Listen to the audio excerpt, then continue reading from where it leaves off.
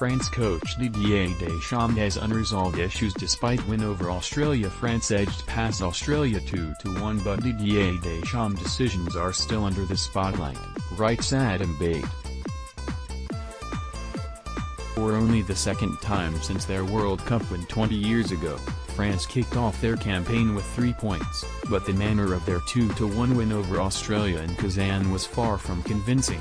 An embarrassment of riches for Didier Deschamps could easily become an embarrassment if he does not address the issues in this team. France not only struggled to victory against a side that finished below Saudi Arabia in World Cup qualifying, but both their goals also owed a little to fortune. The first was a debatable penalty decision overturned with the help of VAR. The second was a deflection that looped over the head of Matt Ryan in the Australia goal, landing only centimeters over the line. Aside from those key moments, the fluency that had been promised was sorely lacking. Many of the question marks surrounding this France team were about their character and a perceived lack of leaders. Former World Cup winner and one-time teammate of Deschamps, Christophe Dugarry, among the many to express concern about the mentality. Those worries will remain after this result and are understandable given that this was the youngest side that France have fielded in a World Cup fixture since the very first tournament in 1930.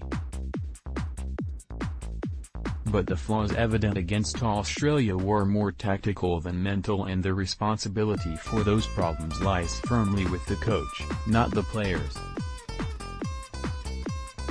In every department there were issues. At the back, the decision to play with Benjamin Pavard at right back limited the team's attacking potential down that flank. The Stuttgart defender has spent much of his breakthrough season in the Bundesliga operating centrally, and while his versatility is an asset, he did not look comfortable in advanced areas. On the other flank, Lucas Hernandez is also as comfortable in the center of defense, meaning that Deschamps was effectively fielding 4 center-halves against inferior opponents. Stretching the play and making the pitch big to create space for the forwards was always going to be important, but this team selection did not support that style of play. Kylian Mbappé was France's main threat but did not get much support in midfield. The decision to go with Corentin Tolisso alongside N'Golo Kanté only added to this sense of caution as France failed to commit the runners that would have opened Australia up in the final third.